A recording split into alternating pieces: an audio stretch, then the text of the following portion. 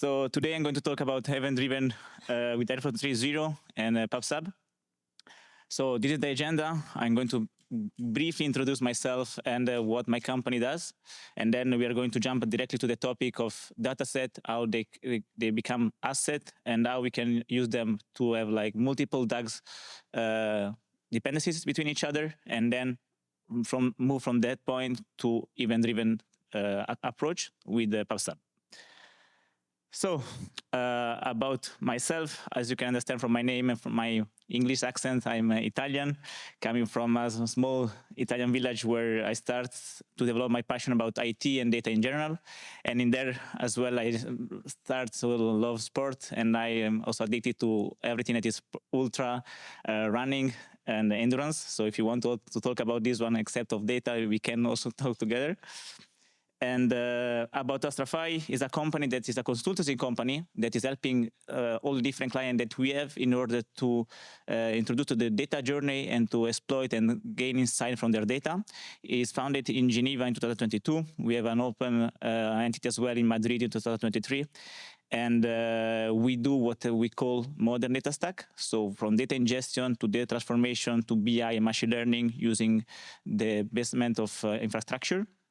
And our motto is like, we are doers and not talkers. We leave politics to politicians, and we do one thing, and we do it quite good, I guess. And these are our technical pillars from data ingestion, data transformation, distribution, and governance, MLOps, and FinOps. And on top of that, so these are our solution that we have. So analytics engineering, business intelligence, and machine learning engineering, data engineering. And on top of that, we all the time taking care about the cost, the infrastructure, and the security that nowadays are becoming all the time concepts that need to be there for a strong basement. So now let's talk about a bit Airflow dataset. I already talked about dataset and how this one can help your journey in Airflow in my previous talk. So if you missed it, there is a video on YouTube that you can have a look on it. And just to refresh a bit your mind, what is a dataset? A dataset is like adjusting a logical grouping of data in order to manage the dependencies between your workflow. Okay, so you can imagine you have like a DAG one and like a downstream DAG that they need to be triggered, or they need to consume some data, some payload, and you can do that using dataset. Okay, and this one was working fine, but then as well they changed the name, not only because the name was a bit trivial, because I don't know if you're using BigQuery or Snowflake, the dataset is coming, I need to explain my client, okay, the dataset is not updated. And they were going to BigQuery, oh, but actually the dataset is updated. And then like, no, not that one, the dataset in Airflow. So now they have a better naming convention. And of course, they give as well a lot of new features that is coming with Airflow 3, and that are already been mentioned like in these few days. But right now with the Airflow SDK, everything is going to be more handled and more useful to use. So basically, now we have asset-based scheduling that you can use in your DAG in order to have like a consumer and producer of the asset that you can define and well handle the different dependencies you have in your workflow, and you can build on top of that more complex logic and understand how to trigger your different workflows between each other. So now I'm going to demo something really easily that really simple that has been shown already in the previous talk for Vincent as well, that basically when you change an asset, we are going to have the producer that is basically simulating an ingestion, a transformation that you can be done like in DBT or whatever. And when the transformation is done, you have the DAG that is sending an update of the asset, and the other DAG is updating and running their consuming job. So let's go. So basically here I trigger the DAG.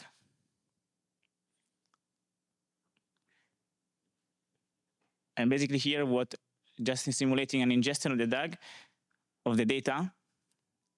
And then we have later on, this other DAG here, that is the consumer, that right now is not running, but this ingestion data is just like a function that is like ingesting the data, simulating with a sleep of 10 seconds for the moment. And now we update this data set here, and we can see that this DAG is triggered. And now what has been done as well in the Airflow.3 is in the asset UI, you can see that I have defined different assets here. And the one that we are considering right now is this one. And you can see as well in the graph line how the different DAG are linked between each other. And here you have not only the information how the different DAG are connected, but as well the timestamp and the payload of the message that has been used in order to trigger the DAG. And something that was not before in Airflow 2 is that now you can also create as an event, not only to publish as I did in the code, but you can use this button in order to create an event, and the DAG or consumer can be triggered manually in order to test the functionality of your DAG. This is working fine, and is, as I said, really easy. And later on, I can show you as well the code that is done behind the scene. But we are agreed that right now we are moving in a world that we want to have data as soon as possible. Imagine that, for example, we are moving in a database approach where you have different teams. You have a central team that is producing data, and then you have a downstream team that want to consume the data as soon as they are ready. How we do that? So thanks to Airflow 3.0, we can move the schedule by cron job schedule or manual schedule to something that is event-driven. And thanks to what today we have with Asset Watcher and Trigger, we can achieve that. And there are different use cases that we need that. For sure, when we want to have refresh data as soon as possible, whenever we want to have like a data quality check, when I want to have real-time data processing, or also when we want to have resource optimization, and we want to act as soon as possible. So as I said before, thanks to Airflow 3.0, we have these two new components that came in the game, that is Asset Watcher and the base event trigger, that basically one is linking an asset to an event that is a trigger. Okay, so whenever something happens in the trigger, is going to send an event for the asset, so the asset can react to this event. And as again Vincent yesterday explained to that, we have right now the only trigger that we are available are message queue trigger, and there are only two that are like available right now, that are the Kafka and the SQS one. I write my own trigger in order to handle the PubSub topic message. And here, before to do the live demo, I need to give you a bit of context how it's working. So what we want to do, in general, we want that all the time that there is an update to a specific BigQuery table, the downstream of the DAG is running as soon as the table has been refreshed. So what I did, I started a tricky action in order to achieve that. So I do a log sync. Basically in Google, everything is reachable through logs. So whenever you do an action, for example, insert a new row in the BigQuery table, is generating logs. So I track these logs and I put it as a payload in a message in PubSub. And this PubSub is a topic, so a queue, that is going to be listened by Airflow. And whenever this event is being triggered, it's going to trigger the DAG. So right now, I'm going to demo all of these, so you can have a better view of what I just explained. Basically here, I have just a simple query that is inserting data in my BigQuery table. And we can see that whenever I'm going to run this query, okay, insert one row, and then in the DAGs, this one that should start. Yeah, let's go to the asset, see if the event is there. You see, okay, now this one is triggered. Yeah, so it receive it.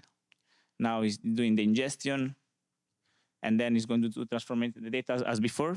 So this one, in order to show you that you can have your own message queue trigger, and you can easily implement it in your code. And I will show you how this one was simple to achieve it in 1 second.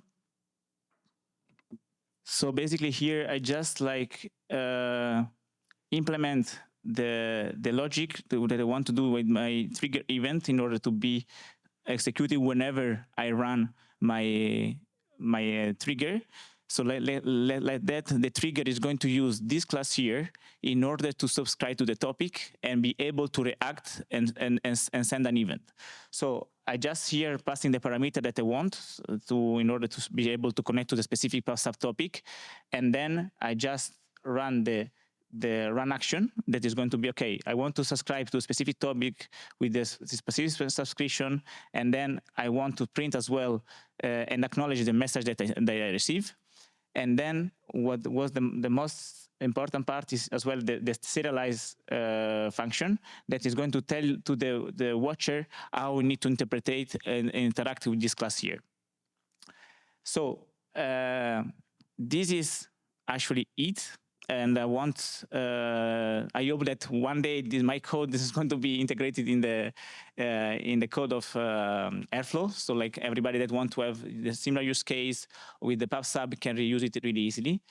And yeah, I think now this is it.